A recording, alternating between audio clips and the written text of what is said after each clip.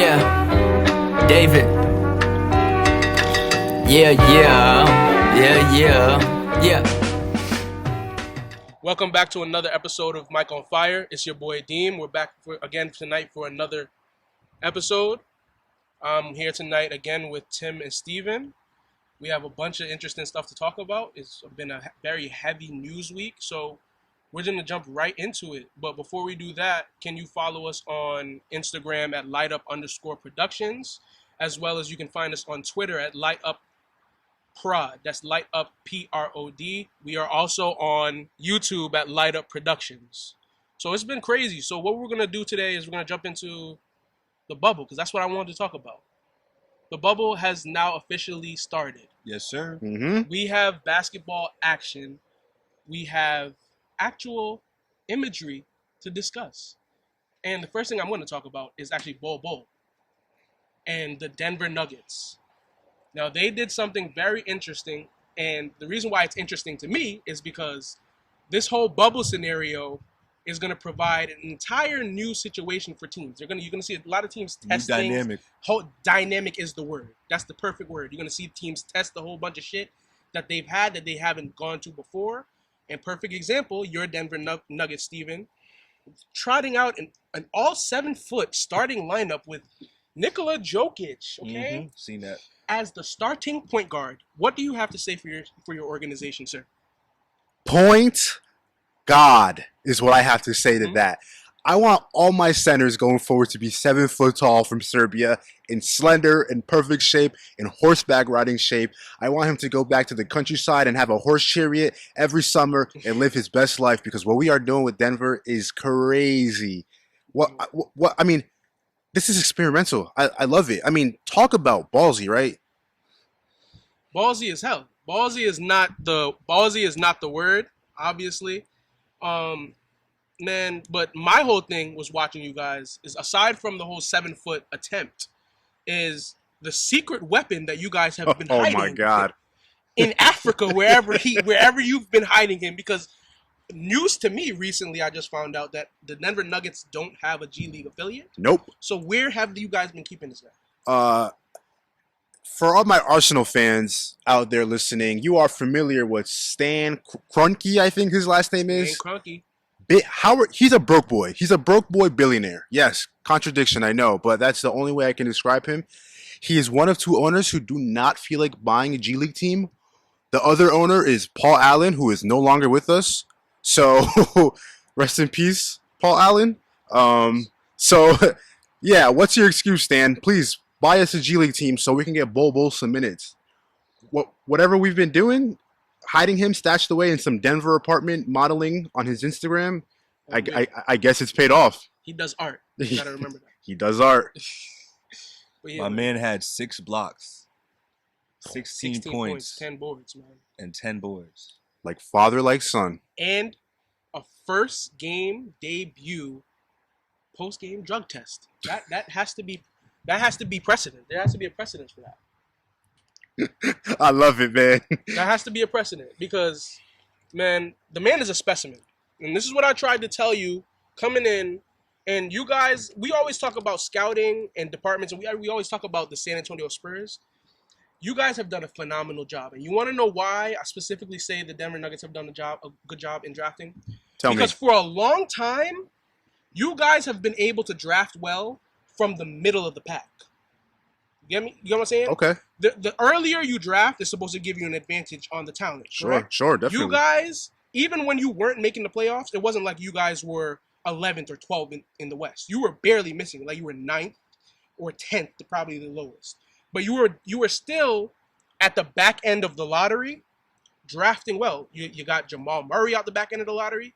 You got Nikola Jokic late, correct? Yep. Very late. You got A steal. You got Bol Bol late. Michael. I was about to say Michael Carter Williams. Michael Porter. Porter Williams. Porter Jr. Michael Porter Jr. Mr. Badback. Yes, sir.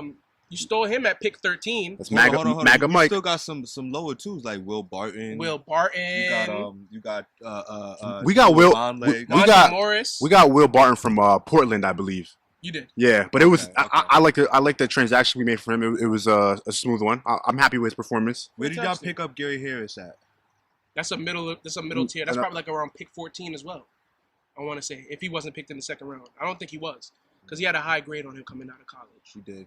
Yeah, but interesting. So what were you guys' takes specifically on Bol Bol? Because I think of everything that took place over the first day of scrimmages, I'm pretty sure he's the thing to mention aside from games just being played in general. What about him stands out for you guys?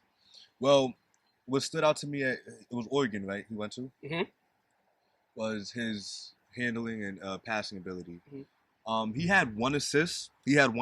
But the handle, the first of all, the assist he did have was a one-handed pass from like midway, halfway through the court. But the handle, I'm seeing the little step he did, the Euro step he was able to do one time to get over on my man, and even though he missed the layup, follow himself back up with the shot and dunk it in. But this man's handle is ridiculous. Yeah, and he could shoot for his size, man. For I his didn't even size. realize he's 7'2" for real. Yeah, He's really 7'2". Like He's- every bit of it too. There's no when he's not 7'2" and not long. He's 7'2" and has all the length in the world. All the length in the world. Very nimble, bro. And And that's can key to move. me. That's key to me. And honestly, that's where Taco Fall. Because as a Celtics fan, that's where I kind of like. I'm a little hesitant still on Taco Fall. It's very raw. Very raw. The potential is sky high. Oh, it's I unlimited. think the difference here, and they are comparable when you're looking at size, but the thing for me here is mobility is a clear difference. Between in whose favor? Bol Bol's Bol clearly and- more. yeah. He's just mobile. more nimble. Like I'll give you an example. I saw him. He had one thing. He's at the elbow for the 3-point line, right? And he does a cut where he flashes to like the free throw line area, and the pass is hitting him in stride. And you wouldn't expect a 7'2" person to be able to catch the ball in stride and then immediately turn back the other direction in one motion like that. And I saw him do that on one particular possession, and I saw that and I was like, he's gonna immediately be a matchup nightmare on a night-to-night basis. Because first of all, you're gonna be long as all hell, right? Who's guarding who in transition? A lot of things are gonna be lost. Because who are you picking up? 7'2", 7-foot Jokic, Plumlee. I'm sure they're gonna run that lineup a couple times. When it's just a matchup nightmare immediately, especially if he comes in and is comfortable. Because if he comes in and is comfortable, that's just scary. He's like, I saw somebody say he's nigga Porzingis. That's what he is. No, honestly. Oh man. No. I'll take that. If I'll the take man it. if the man bulks up, Yeah. if he sharpens his handle, which I see him doing, the man's he's more nimble than people think. He's kind of like a thin guy, right? Yeah, like he's one of those people. Like he's faster on the court if you're seeing him live, like as a defender. Yeah. He's faster. I promise you, he's faster, bro. Like just the way he moves. But the reason why I was bringing up Taco Fall, he can be a weapon, more of a low post weapon. He's not gonna. He has no effect outside. I'm sorry. Yeah. No. He's his feet do not. Flat-footed kind of guy. Yeah.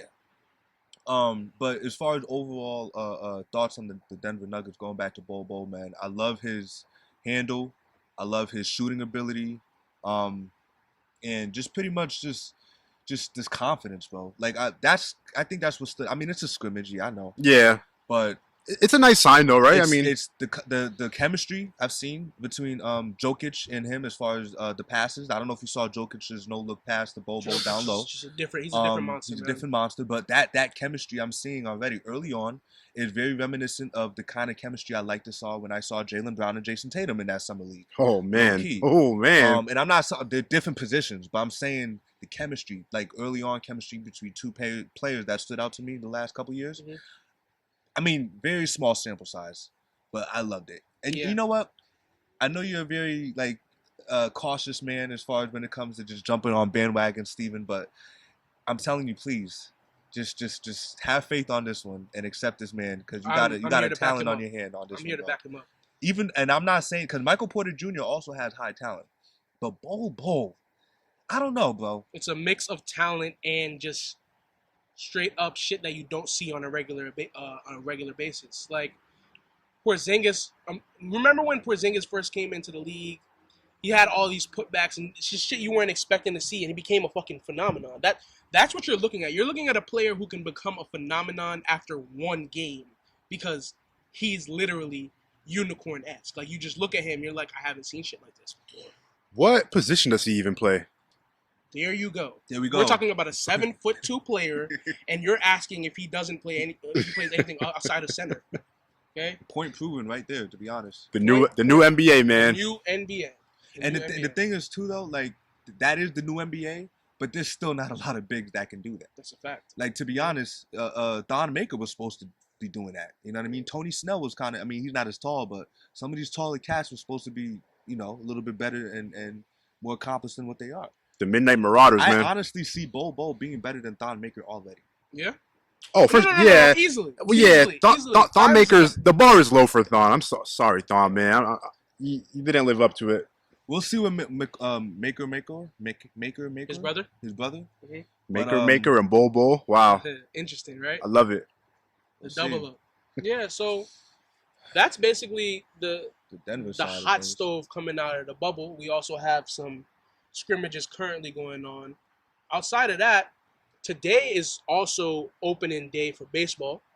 So we're going to quickly touch on that real quick. I know you guys don't love baseball like that, but we have two Yankees fans on tonight for sure. So we're going to at least talk about that for sure. They're going to be playing the Washington Nationals tonight, opening day. So the Washington Nationals will be getting their rings, and the Yankees will unfortunately have to rain on their parade because that's just what we do as the Evil Empire. But also coming out of that, Juan Soto, the star outfielder, 21 years old, has tested positive for COVID today. So he's obviously not going to be participating in the game. That takes a little bit of fun out of it. But I actually want to talk about what that means for sports going forward, potentially. Because this is the first time, this is the closest to the beginning of sports coming back and a star is being named. Like, the day we're supposed to be returning to opening day, he tests positive. So it's like there's obviously room for people to test positive going forward. How do you guys feel about that? From all sports angles, not even necessarily just baseball. Well, my question to you all is have they been kind of quarantining to the lengths of the NBA? Like, you know, we know how the NBA has been in a bubble.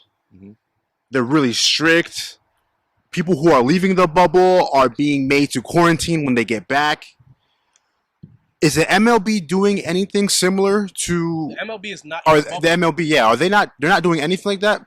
They're not in a bubble. So you're telling me that they're putting their trust in a whole bunch of individuals to hope they can stay inside and not infect themselves with COVID-19? Is that what you're telling me? I'm not going to say that they don't have some type of plan in place, but NHL and NBA, they both have bubbles set up. So the teams are going to be teams are going to be set up and stationed where they're going to be playing. That obviously eliminates the travel factor and the ability to pick up coronavirus from an outside factor. But baseball itself, I haven't heard them doing anything bubble related. Now, all I know that they're doing is they're shortening their season. So that's the only thing in terms of effect and possibility of limiting the possibility of people catching it. But it still seems to me that as teams are going to be traveling to where they need to be traveling to, but fans won't be in the stands. So my thing is then, when it comes to football, what exactly, like, they're not gonna, I'm assuming they're going obviously they're going no fans, but they're just gonna be, it's like same thing, like just open field, news people, players, no cheerleaders, obviously, for no reason, and then that's it, pretty much, right? So why can't baseball adopt that then? I'm confused. I actually heard that some NFL stadiums are going to do like a 25% capacity thing. Have you heard that? I have not. Excuse me? Yeah, I want to say... That's the dumbest thing, if so. Well, of course, I've heard this from the states that have leadership that simply don't care. I think it was Florida. I think Georgia. Don't quote me on that. This is not fact-check information. But I heard some teams were actually doing a 25% capacity thing in the NFL Mm-hmm. Wow. Yeah. I can't confirm that, but just knowing the NFL and understanding who they've been as a company or an organization all these years, I'm gonna tell you this right now. That's probably factual. The NFL is about their money. All right. I saw somebody recently. I think it was Bill Plaschke. He was trying to say it's time for the NFL to punt on the season.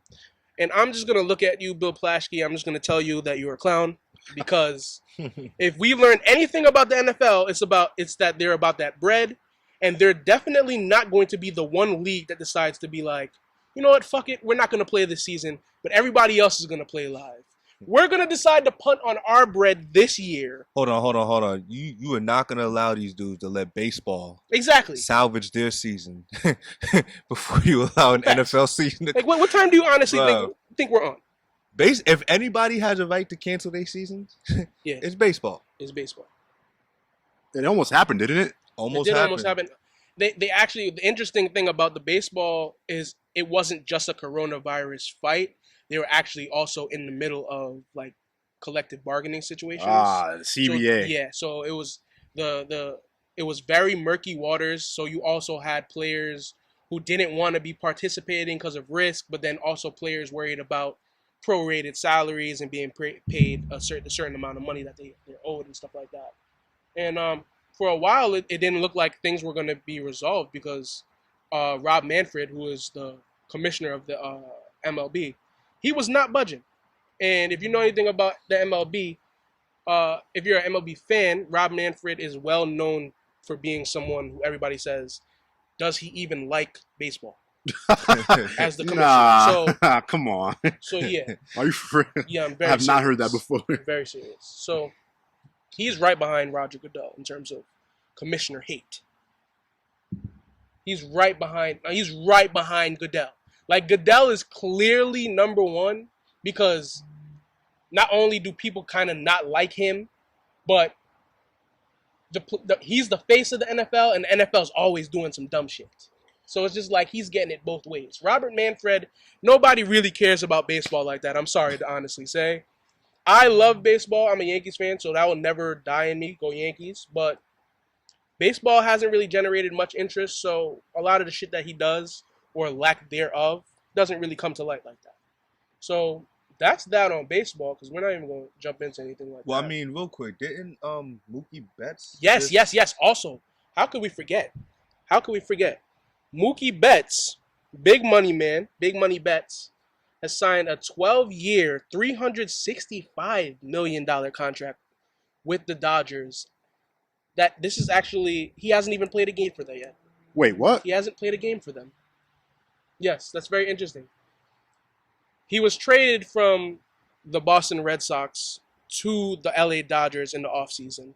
And then, obviously, right before the season started, this entire situation with the COVID happened and it delayed the beginning. So he hasn't played a game for them yet, but they have guaranteed him 12 years, $365 million. And I'm not saying that he doesn't deserve that, because had he remained with the Red Sox, he would have gotten all of that money. But that's the reason why they traded him, because they couldn't afford to give him that bread. So what do you guys think about that figure? I mean, I know you guys don't. I'm not sure if you guys know about Mookie Betts individually like that as a player, but the contract size itself? We're starting to get a lot of high money contracts like that. We also just didn't Myles Garrett just signed a contract extension.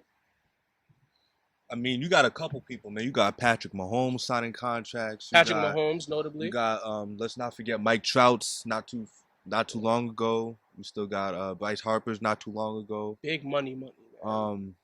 Can I just say this real quick about baseball? This is about my Yankees. This is why, first of all, F the Houston Astros. Cheating ass motherfuckers, man. First of all. Good riddance. Cheating assholes. This is why the Yankees should have won these last two seasons. Because now, who knows when we're going to get back on track? Who knows? I mean, listen, this could be the last. We gave up the last chance to win a World Series in front of actual fans. For a while. For a while. No, but I'm saying, for a while. And the thing is too, like this makes us not like making it to the World Series. This makes it 10 years now. Mm-hmm. The franchise has not been there to the World Series. There's just too many L's we've been taking, and to find out we took it to a team that was cheating, just rubbed me the wrong way. So I just gotta say, rubs me very wrong. I just gotta say, listen, Yankees, please. Let's get our shit together this year. Yes, I'd like to attend a parade this summer. I need some type of excitement in New York. We ain't getting it nowhere else. Number one. That's crazy unnecessary disrespect at my Knicks. Oh, That's crazy unnecessary disrespect. Like no mention of the Knicks, and he's already taking it to the heart, man. It could be the Rangers. It could be the Nets. Could have been the MLS teams. Could be the Mets. You know what I mean? But I mean, listen, what they say: a hurt dog gonna bark. Something like that. A hit dog gon' holler. We're more than hurt, my nigga. You remember the episode of SpongeBob when a motherfucker came to the door and he had paper bones and shit skin? That's the Knicks fans. That's exactly what they are. That fragile too, man. Yo, real quick. Let's. Who is your potential pick for the coach? Now I see Tibbs. I like that talk. We can talk about this. Honestly, you? Do I like Tibbs as an option? As the coach, yeah. Oh no. No. Oh no, I do not. It's let's be honest. It's not necessarily that I don't like Tibbs, because I feel like if your organization hires Tom Thibodeau, how upset can you really be at it? You know? But I'm saying, for where we are, I feel like we need somebody who I know for a fact was hired because he earned the job, not just because he has connections there. You know what I'm saying? When I feel like they made the hire based on somebody who won them over in the interviews, based on their track history and what they can bring to the organization, rather than Tom Thibodeau being the favorite because Leon Rose and Worldwide West used to handle him with CAA. You know what I'm saying?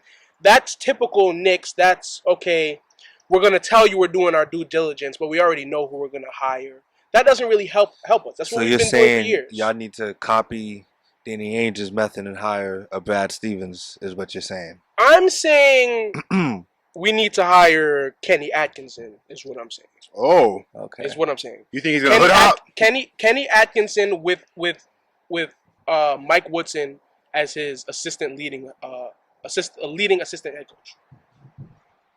Okay, wow. That's what I would like. I want Mike Woodson back before Tom Thibodeau. Wait, wow. What? Did you just say the ball fraud? Yeah. Mr. Potato Head? Look, I can't call him a ball fraud.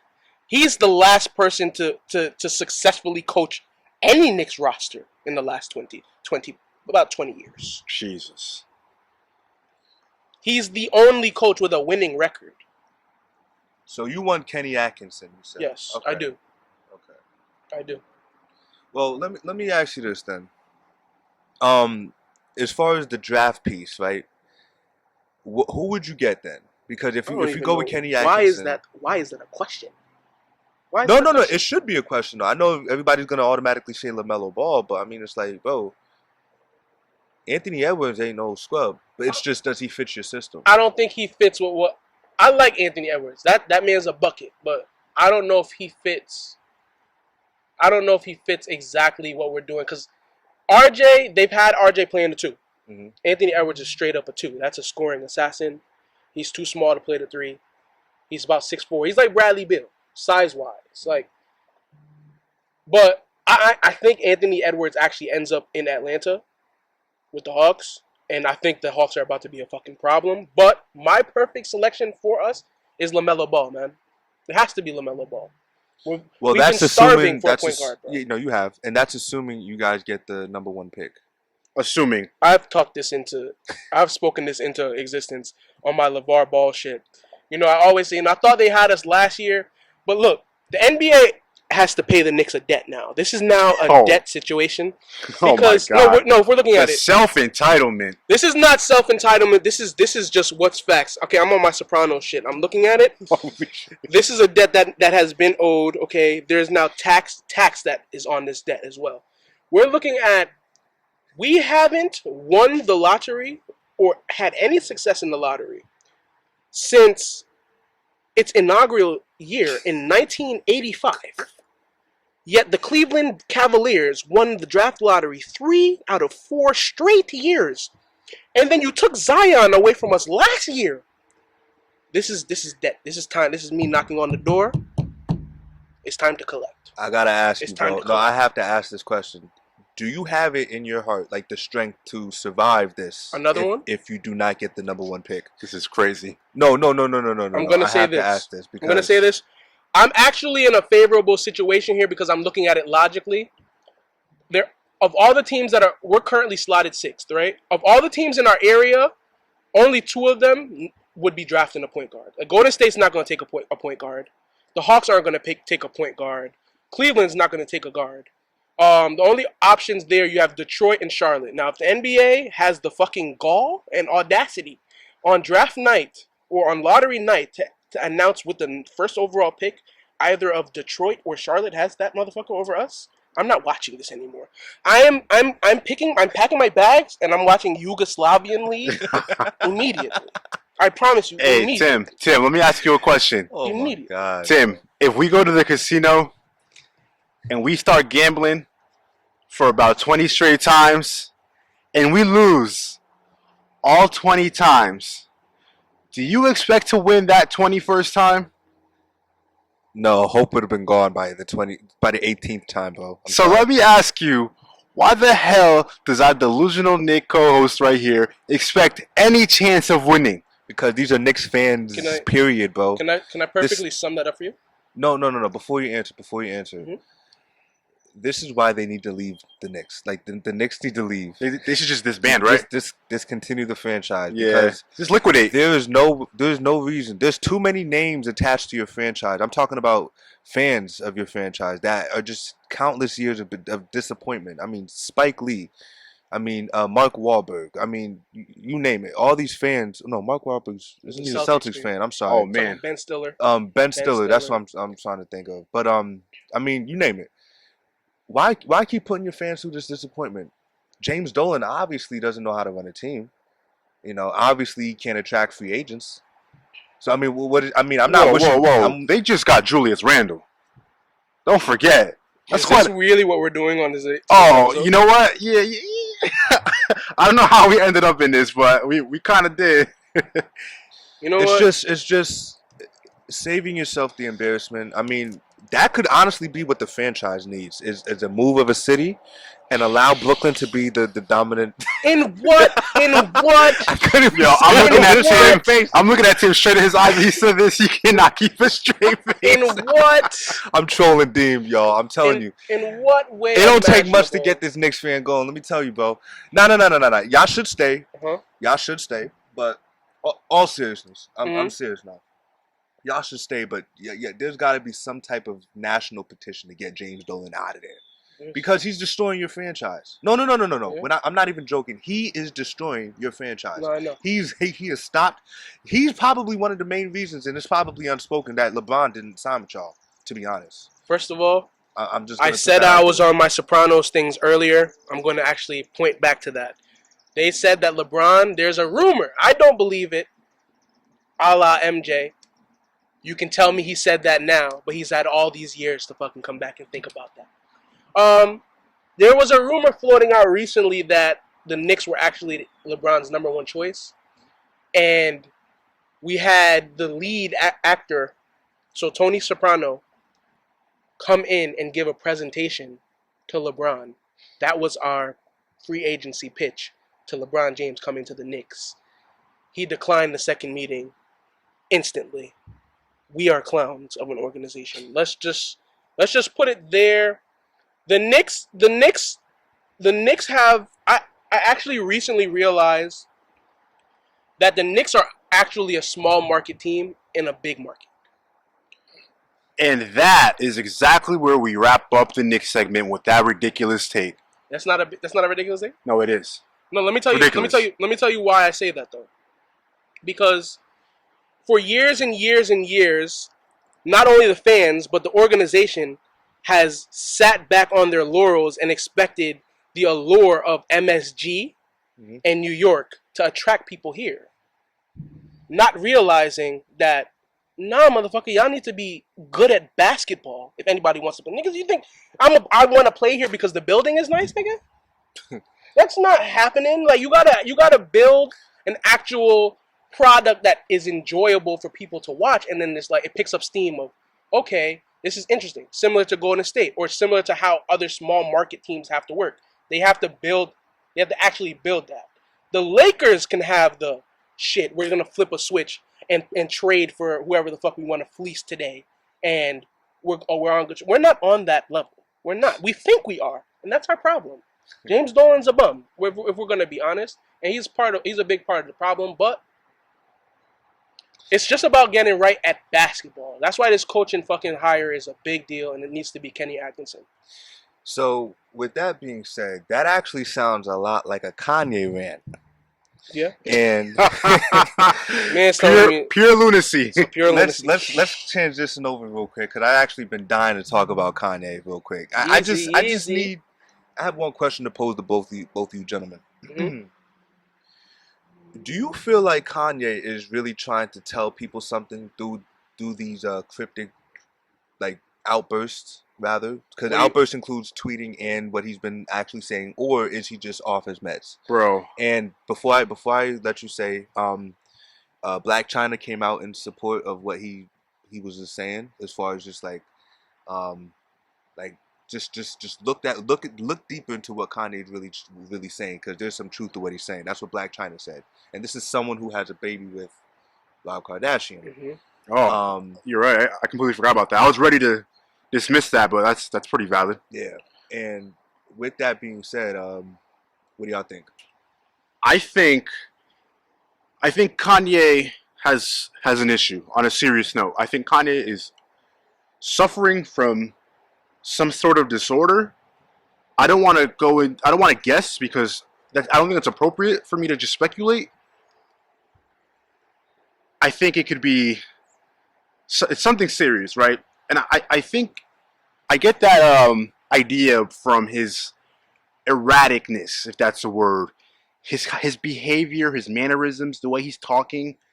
There's not much rhyme or reason to what he's saying. So it's left-fieldedness. I do think he is off of medication, because I'm assuming he's on it. Mm-hmm. Like, he's on it naturally. But right now he's off of it. But to your point, Tim, is there any truth to what he's saying? There very well might be some truth to that. Obviously, we're speculating off of what he's telling us. Kris Jenner has a strange history of, quote-unquote, whoring the woman out of her family. She's done it to all 4 of her daughters. Is it 3 or 4? It's 3, right? 3 daughters. 3 daughters and the 2 Jenner girls. Mm-hmm. She's putting the children of said women No. into photography already. It's 5 girls. It's just 3 with the original 3 father, Kardashians, and then 2 Jenners. Yep, 3 Kardashians, 2 Caitlyn Jenners. Mm-hmm. Kendall, Kylie's. Yeah. And 5. I don't have kids. None of us do.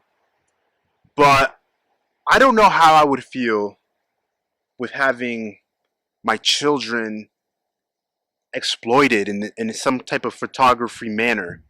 I can kind of resonate with Kanye on that. Like, I would feel pretty strange. Just, we live in a sick world, unfortunately.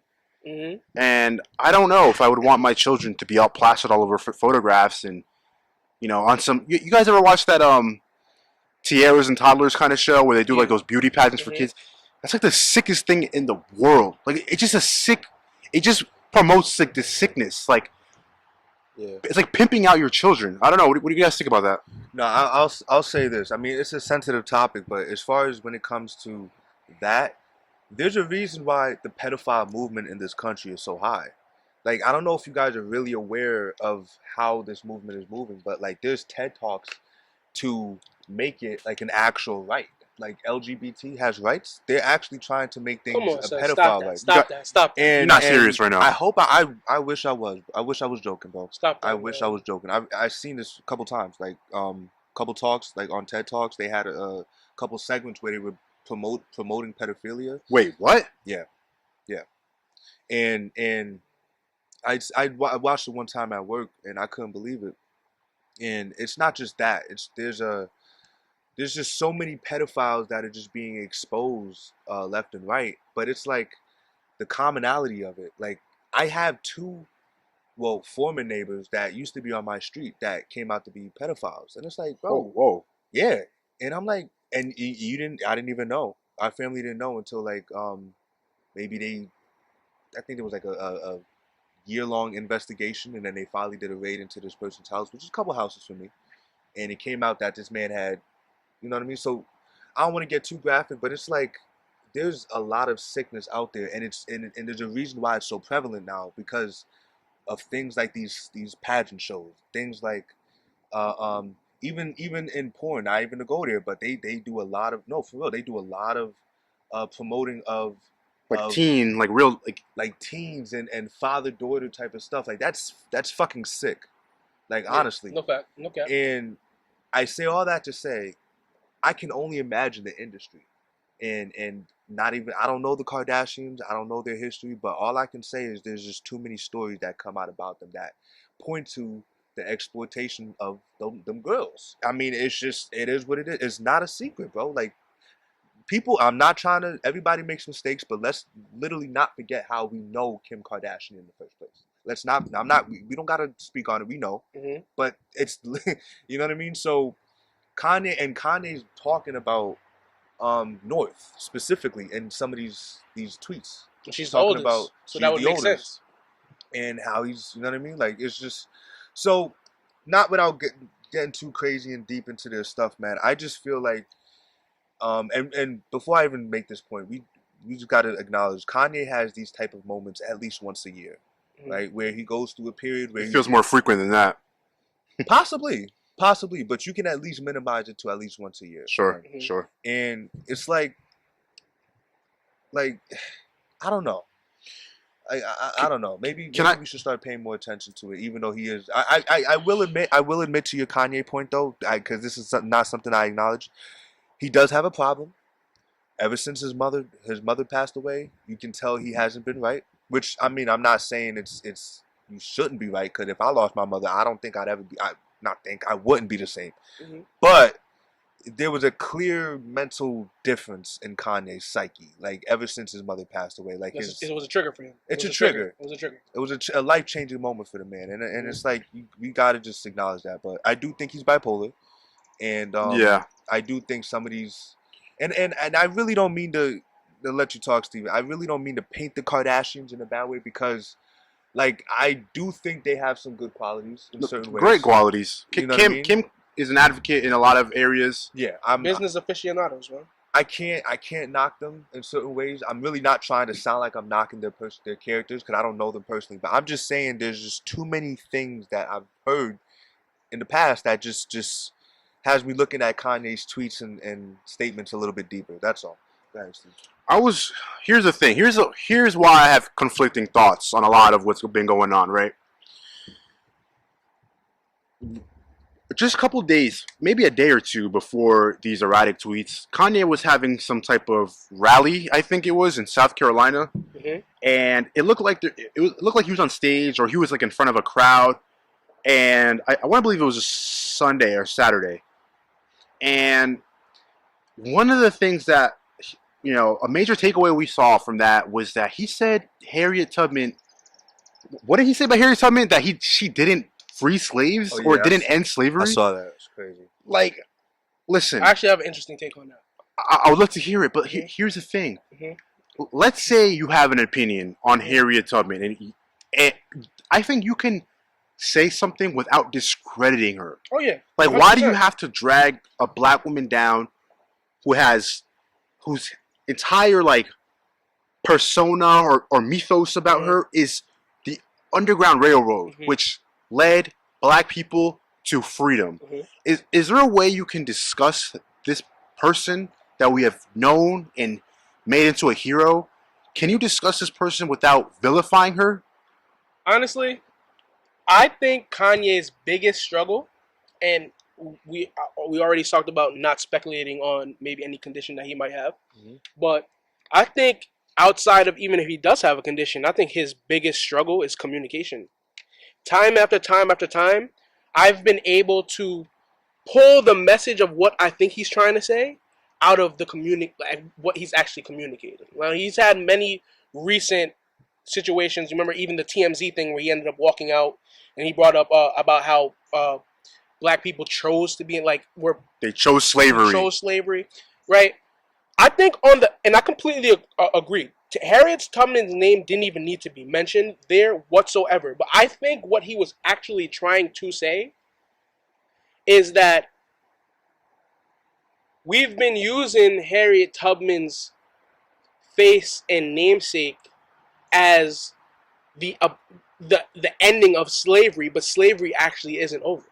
I think that's what he was trying to say. Like within his message, he said that she didn't end slavery, and then he followed up by basically saying that we're still in shackles in a way to this day. But my thing is, I took it as we're using her face to promote something that actually isn't true, in a way. Because my thing is, I feel like slavery is just reform today. They don't have us physically in shackles, but they have us systematically oppressed. We can't do certain things the way other people can do certain things. And I feel like that's where he was getting at. It's just he never ever puts his words together correctly. Like Kanye, if you need a PR guy, holla at me, please. Because it's that's where your main struggle is. For real. Honestly. What do you think about? I will say this about Kanye though. Good or bad, this man is a character that is just like, I guess it's one of those things that artists that just like certain minds are just like Einstein. Didn't he have dyslexia? I'm not aware of that. Einstein? I don't think I've ever heard that before. Like just certain minds like just have certain. There's sometimes conditions come with those personalities and. Kanye, I mean, you cannot deny the genius that his mind is. I think he is a genius. Well, here's and I don't want to say genius as in like I'm agreeing with everything he says because I clearly do not. But the way his mind works is what I'm saying. I actually love. And even I mean, look at even the fashion world. Like the way his fashion, like his brand is a distinct difference than anything else, which is why it's so popular. The Yeezy brand, like just what that is. The name, like Yeezy, the name itself, like it's just all an original creative like concept that you can't take away from him. Going back to his just the style of music, like even the evolution of his music, like just he's tackled styles that most rappers don't even have the ability to even like, you know what I mean? Like just he's just different. And you got to give him credit for that. I don't know if I'm articulating that correctly, but you know what I'm trying to say. You are. You absolutely are. But here's where things get nasty. It's exactly what you just said. I do think he has components of geniusness. But here's where things get nasty.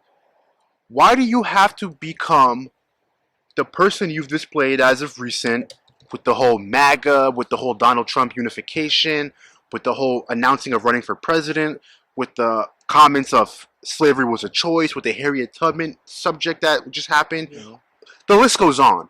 Why do you have to do that and then promote yourself afterwards? This is where things get nasty to me. Things get filthy with me because lo and behold, an album is coming out. He announced it on his Twitter. I think prior to this rant, I think it's called Donda. He put out a track list and everything. Why do you have to go to... I wasn't aware of that, actually. Why do you have to go to extreme lengths? Why do you have to make people dislike you? To get people talking about you? Why is this your form of promotion? This is where I lose immense amount of interest and respect for this man. Can I spin it? Can I spin it to you this way? I didn't actually know that. That's a great point. Can I spin it to you this way? What if the rants aren't actual promotion though? Well, it is. It just simply is. But what if it's not? How can it not be? You can't look at the timing and say otherwise. Honestly, I mean, no, but I think you can though. Because let's say because let me look at it this way. Let's say he is struggling with a condition. Let's say he is struggling with a condition, and music is literally the only way he's going to be able to stop himself from wilding right now. all right, I'm gonna put out music. We don't know the background of his stuff. We don't know. Like what if every single time that he gets on a rant, it's not for promotion, but music is what's helping him get back to his state of solidity. So you're telling me music is Kanye West's kitty litter? Yes. I'm not buying it. Sorry. I'm not saying that you have to buy that. I'm just presenting it as a possibility. Well, let me pose this question. For album, like,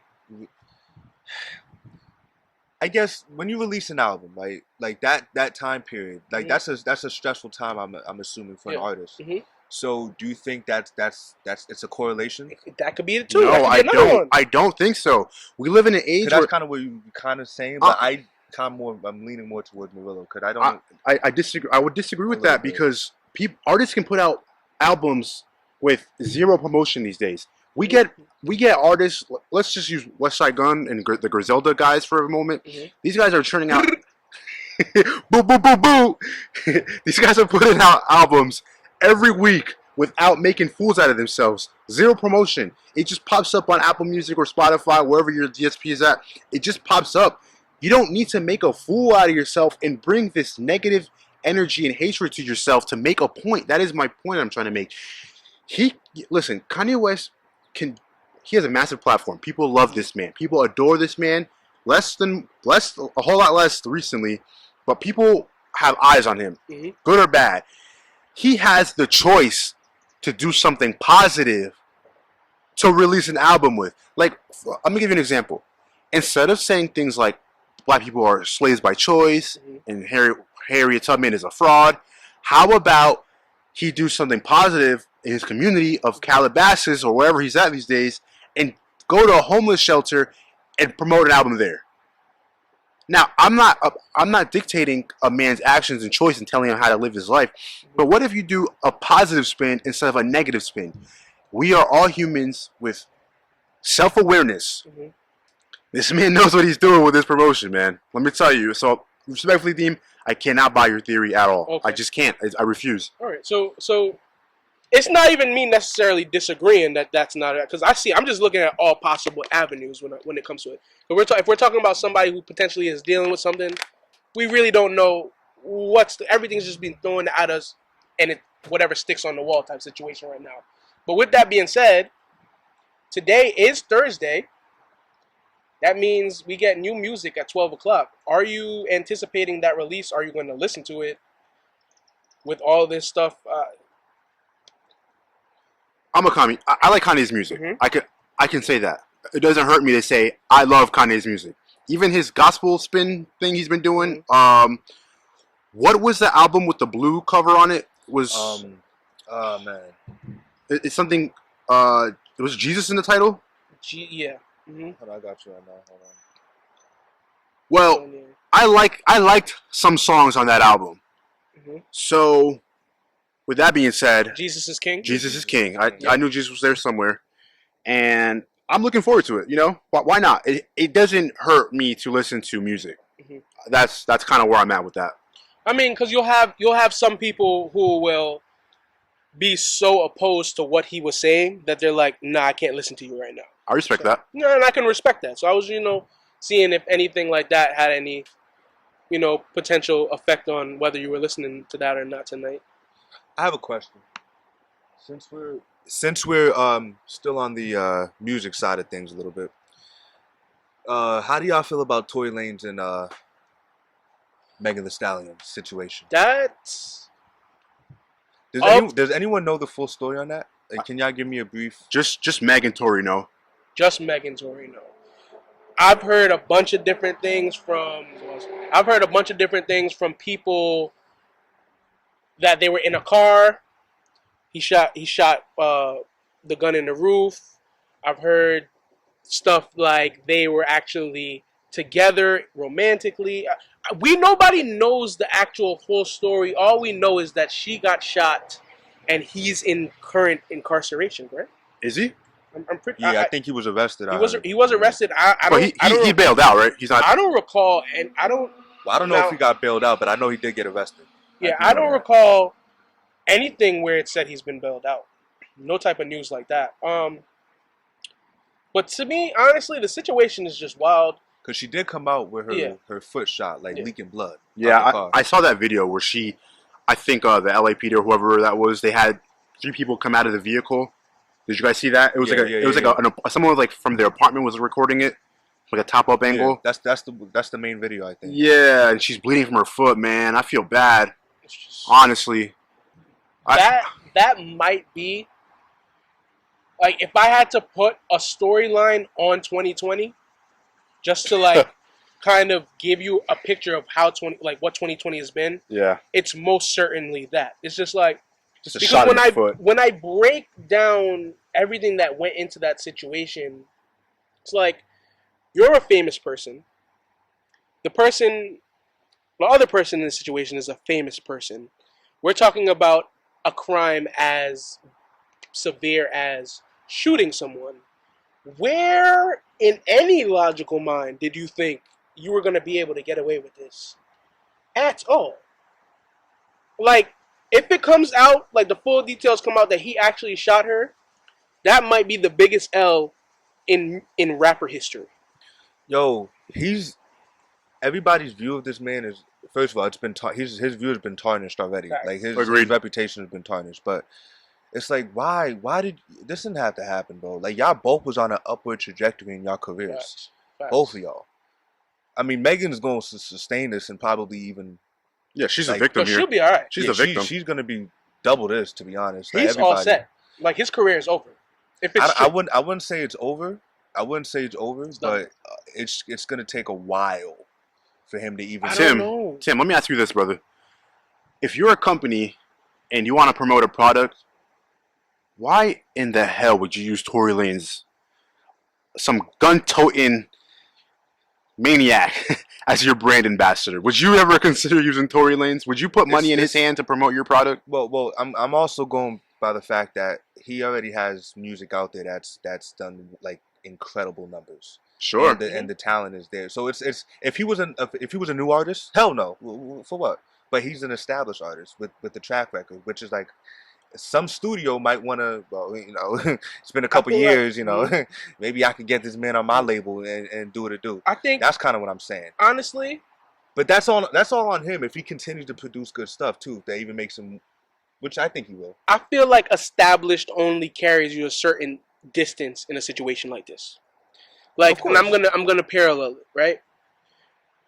When Chris Brown had the whole situation with Rihanna, he came back from that because he was established and a megastar. Like, he was above the world type situation. Tory Lanez is established, but Tory Lanez ain't nobody. Like, Tory Lanez, you're going to go down for this crime, and then even if you do your time or it's not as severe, your bounce back ability, who in the game is really about to fuck with you? Like, think of it logistically. He shot a woman. If it comes out to be factually correct. Yeah, this is all speculation. If it comes out to be correct, it would be him having shot a woman. A rapper shooting another rapper and she was female. Like, where do you recover from that? And especially it's Megan Thee Stallion. Yeah, like where she's more established than you right now. Dude, Megan is beloved. You don't hear anything negative about Meg, man. I feel bad for her, man. Facts. Which is actually interesting because Kylie Jenner happens to be involved in this situation. Oh, brother. Well. It's just like, it's funny how we just transitioned from Kanye. Because that same day, Kylie and them were together. They were all, apparently this was some house party. I've heard so many different, this is why we cannot be going with it. None of this is fact. We're just speculating on all the things that have been out there. Mm-hmm. But I've also heard something about how Megan kind of got upset because Tory and Kylie was a little too flirty or whatever, and that Tory and Meg had a situation, and that he started disrespecting her, and Tory's like she started disrespecting him crazy apparently, and his ego just couldn't take it. That's what I'm hearing. Sounds like Napoleon syndrome. And I'm not gonna confirm that, but the man has the characteristics. He has the characteristics that would fit, and I'm not gonna do it. You know, I don't want to make him. Man, out that to be boy a is criminal. short as hell. Small. He's small as fuck. There's that one fucking interview where he's doing the sway freestyle, And he stands and up. he stands up, but he doesn't actually move. he stands up, but he doesn't. He doesn't. There's no difference between him standing up and sitting down. That's actually crazy. But God damn. yeah, man, that's a crazy fucking situation. And the sad thing about it is, he had just dropped a 2-piece EP with a new artist he's trying to put out, and that shit was smacking next day. Bro, not only that, what about the whole quarantine radio thing?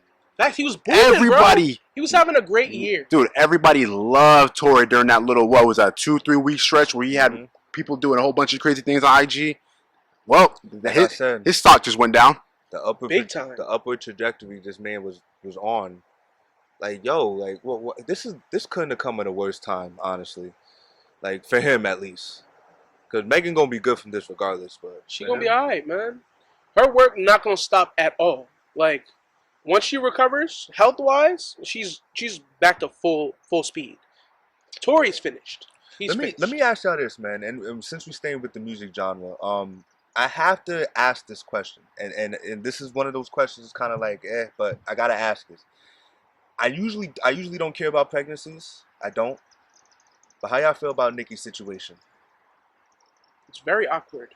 It's an awkward situation, and for those who don't know, oh my God, her man has been accused of some. Not accused. Charged. I stand corrected. Charged. He has been charged. Charged up. Can you know better than I do then? Not a whole lot better, but from what I understand, he's been charged with criminal activity towards a minor in a sexual manner. I'm sure there's a legal way to say that. I don't know what it is. But what I understand is that he may have, well, it's not may, but it's charged with touching a minor.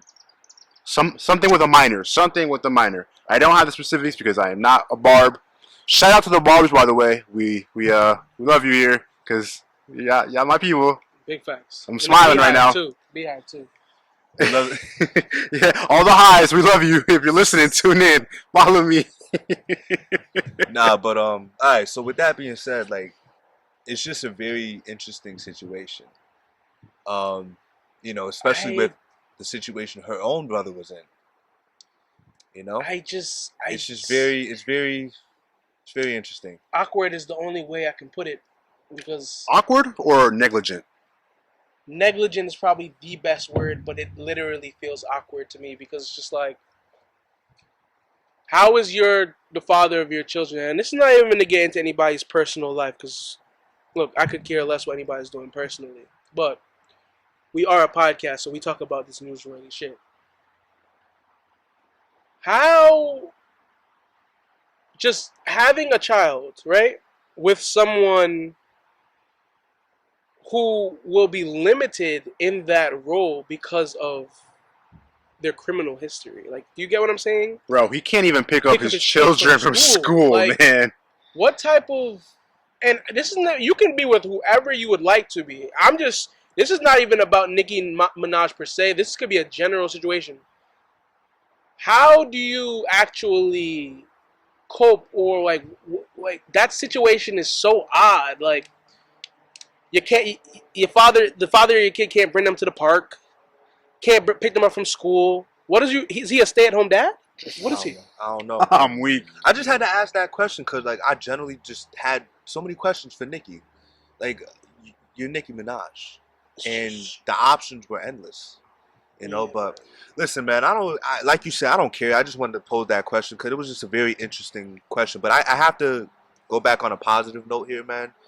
I gotta say, last night it was really, really, really dope to see my boy DMX out here doing his thing with my boy Uncle Snoop.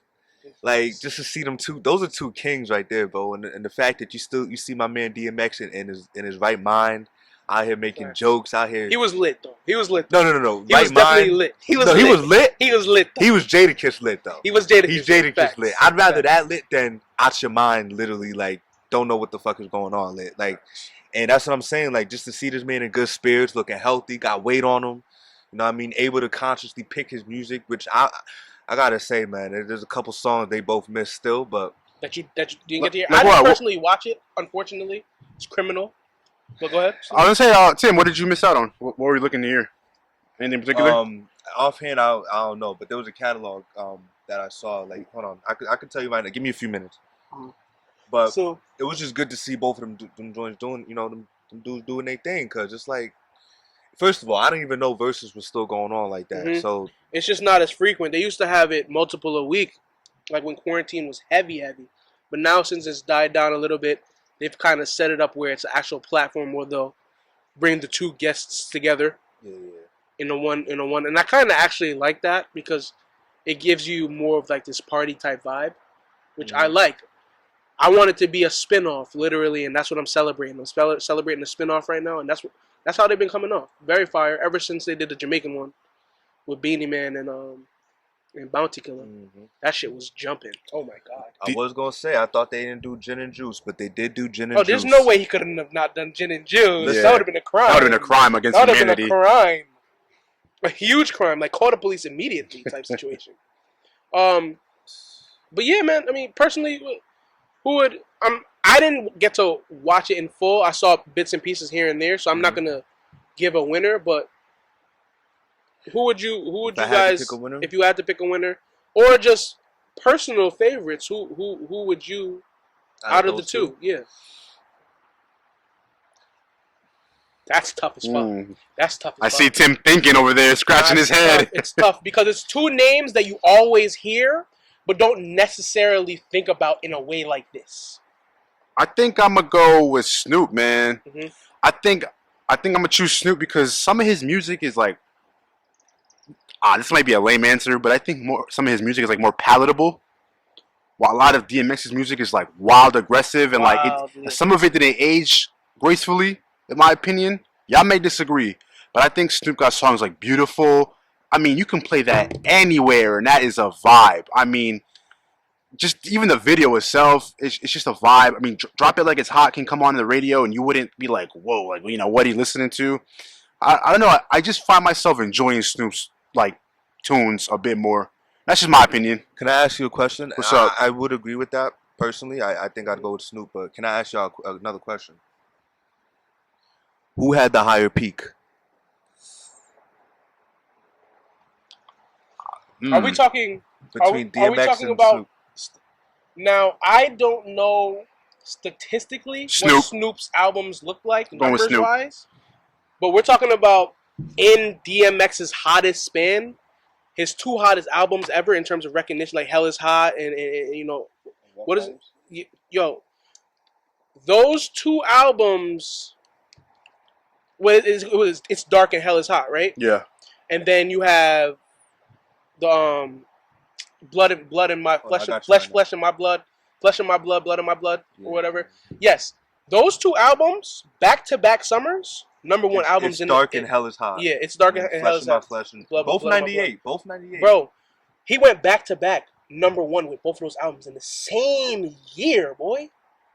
In the same year. That's impressive. It's impressive. It's impressive. I actually did not know about that until, obviously, this is recent news, so they've been in like on my feed a lot. I just found that out, and I don't know. I can't tell you statistically what Snoop's albums have done. I'm sure is it Doghouse?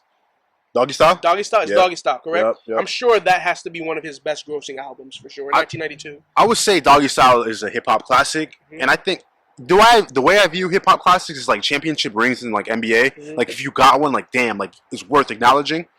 And Doggy Style is for sure a classic. Love Doggy Style. So I think DMX might have more classics than Snoop. But I think Snoop has more successful songs. He has longevity too.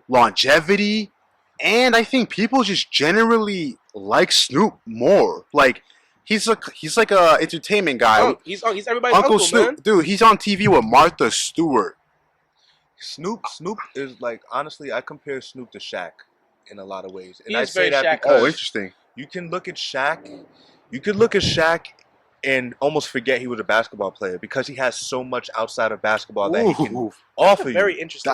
I like that comparison. The same thing goes with Snoop. It's like Snoop. If forget he did music.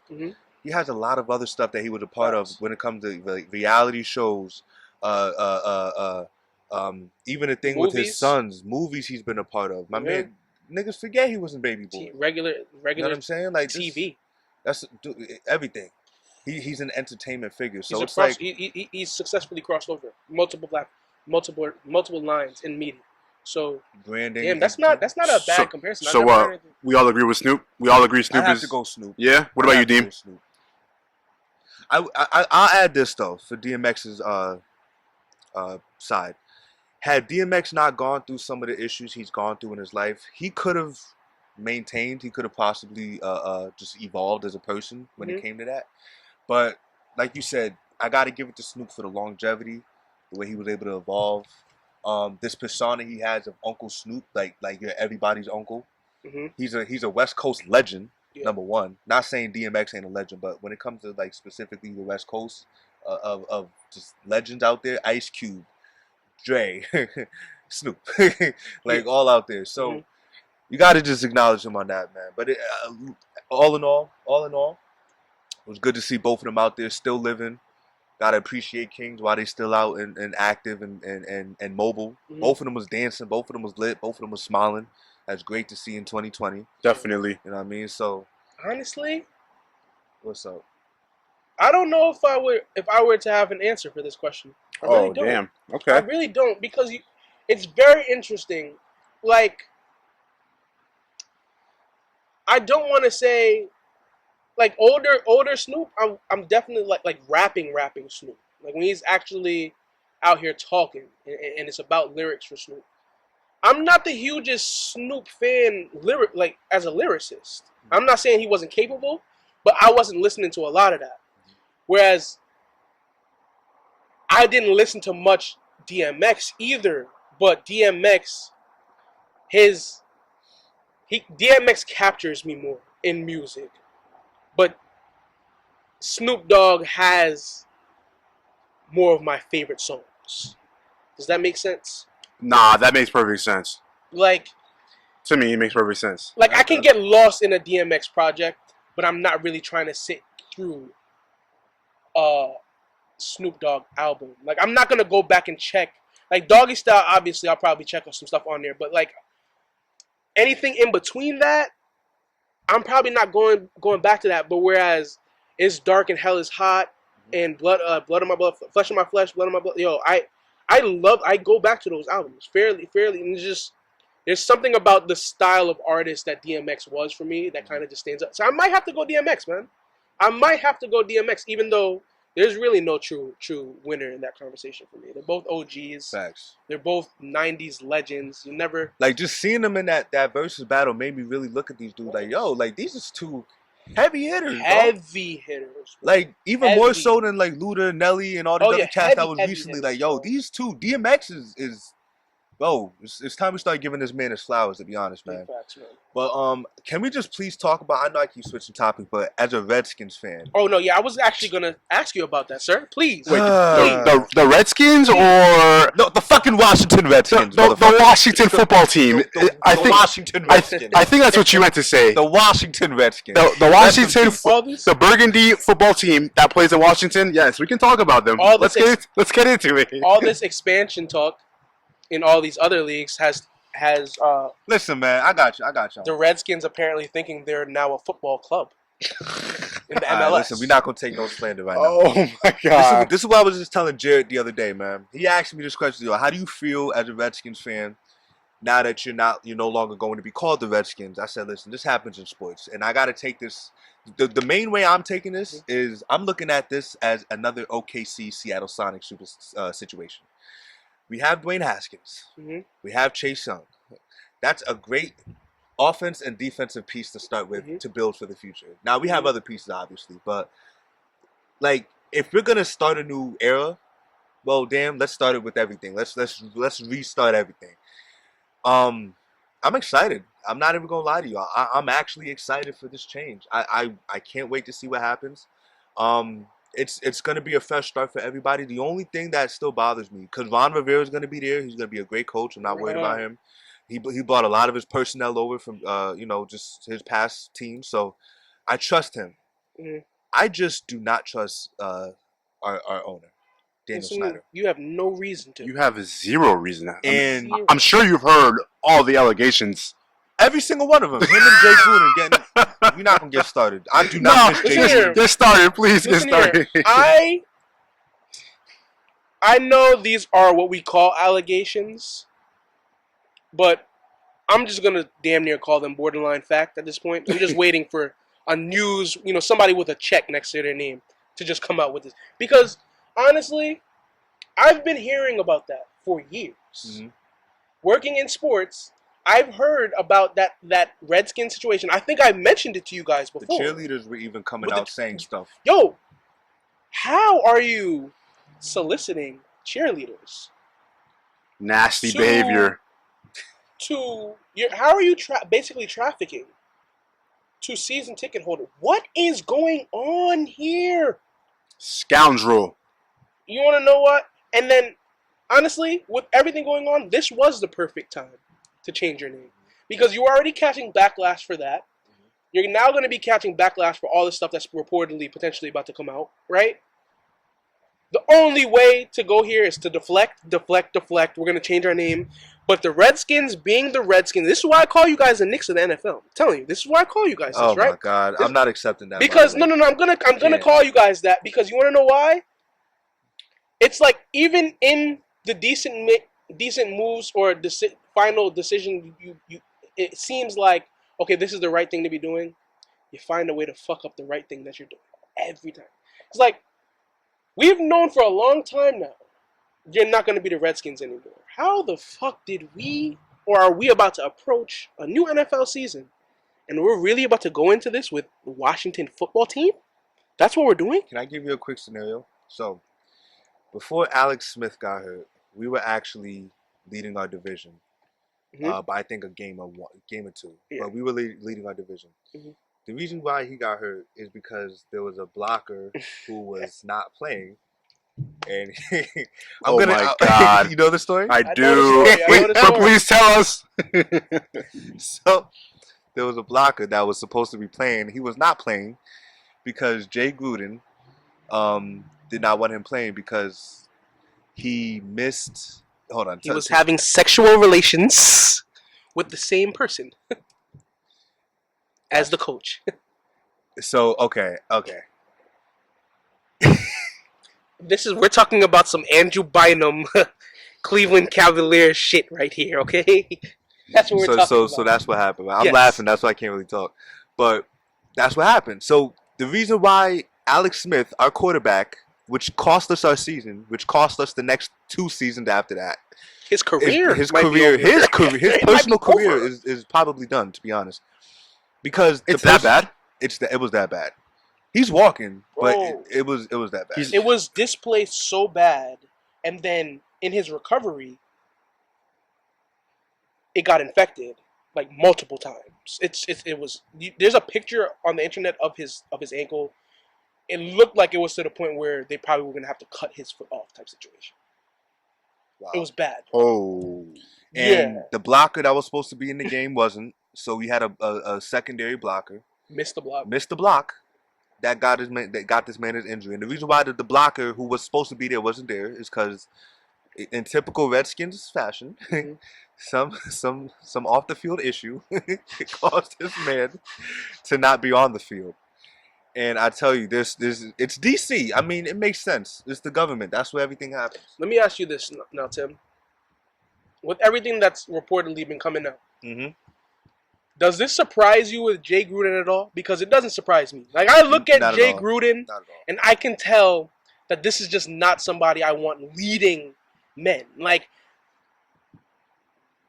I just saw him not being successful. Like, there's certain qualities that are redeeming for me, for, like, certain, like, coaching and stuff like that, and I could just look at you and be like, I know I just don't see it.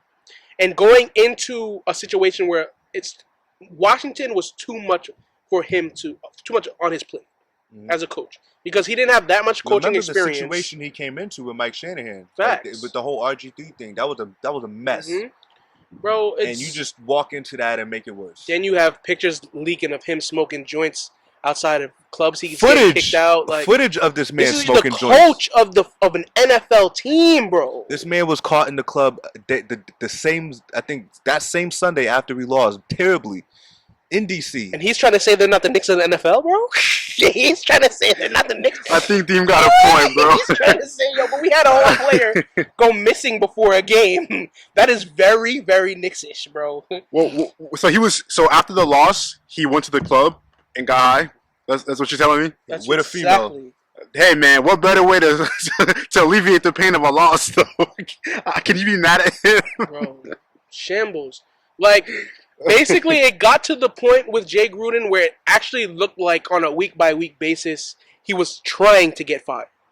I remember working NFL, and that was the storyline. It was just like coming into the week, he wasn't even preparing properly during practice. Like his leg was crazy, man. Our producer's showing us an image of it right now. Holy his leg crap. was crazy, man. Alex Smith's leg. Nah, that looks what? Let me see it. Now let me ask you this. It looks like uncooked brisket.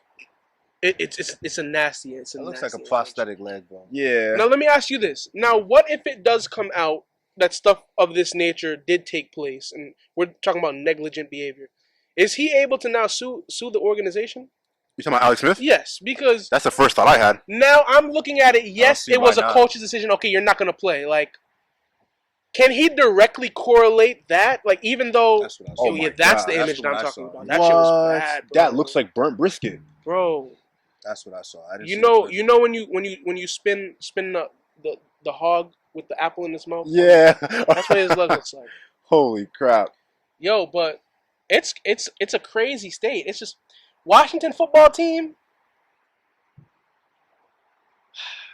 I guess I can understand not rushing it because look, the Washington Redskins are one of the more prestigious franchises in the NFL. When we're talking about when the NFL is in its heyday, the Redskins are a big name franchise. So I can understand you not wanting to transition from something that's so historically rich Mhm. and then just throwing something because you need to. Take your time. I understand that. Mhm. But what kind of team, PR wise, anything like this that you couldn't come up with?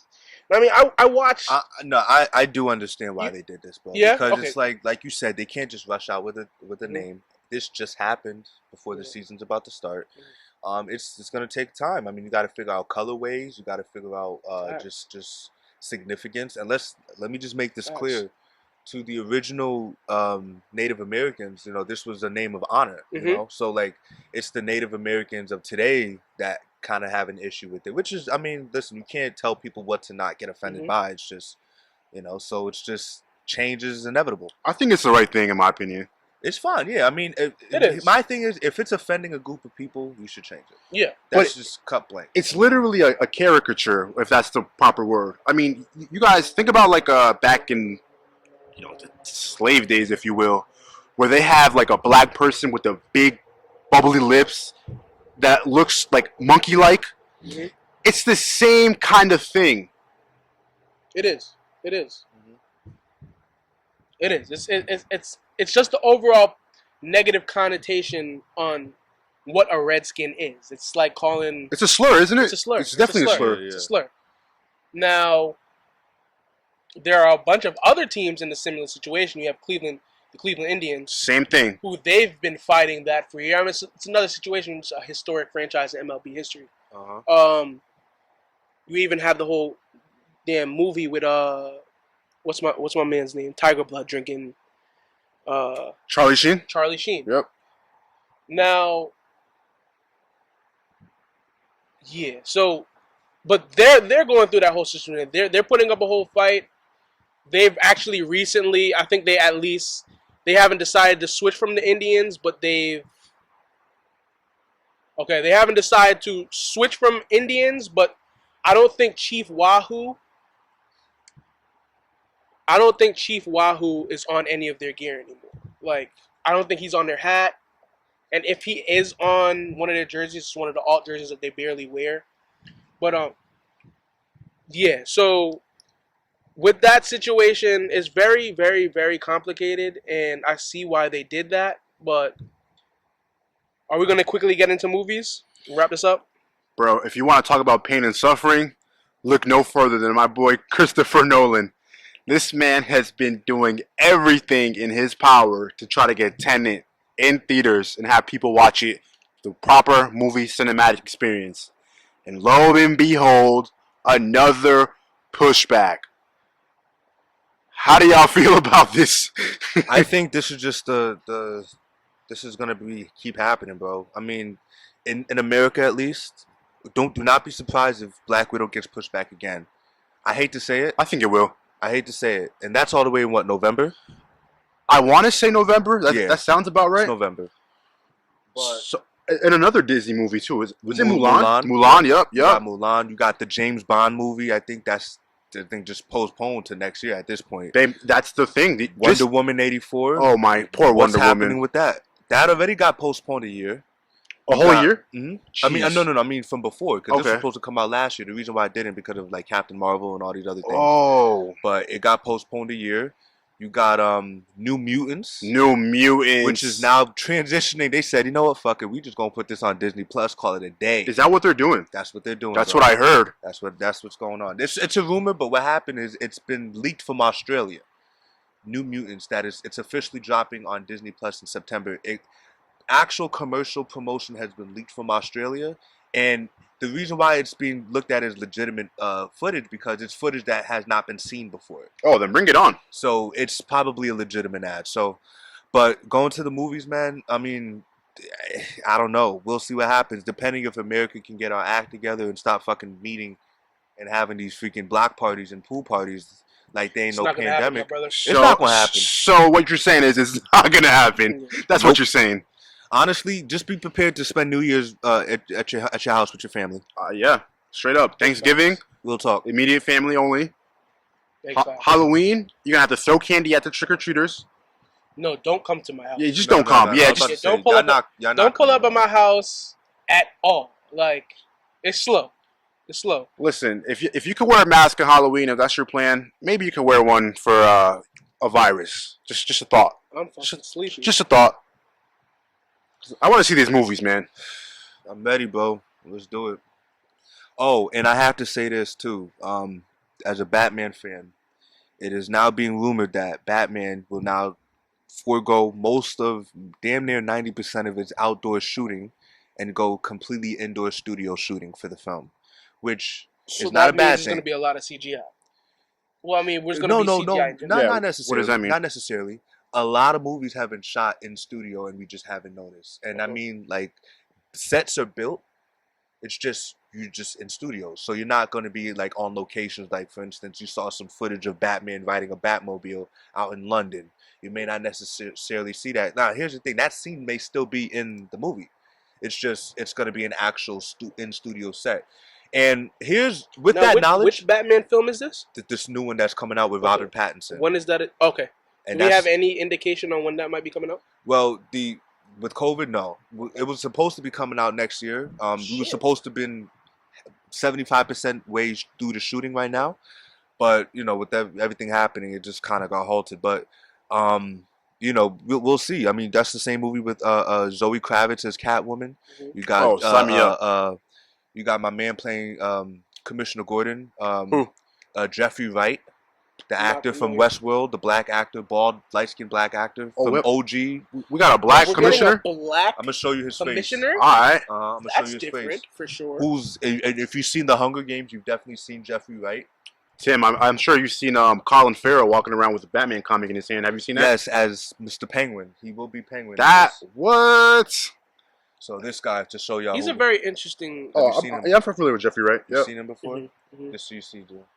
So yeah, I'm excited about that, man. And the reason why I'm pointing this out, last thing, before we end, is I wanted y'all to know about this in studio. So when you do see the Batman film, you can be even more impressed by how much you don't even notice it's in studio. That's pretty neat, man. Honestly, it's movie magic. Movie magic coming from a man from the business. Trying, God willing. So. That seems like that's it for tonight's episode. I'm going to wrap it up here. We want to say thank you for listening. And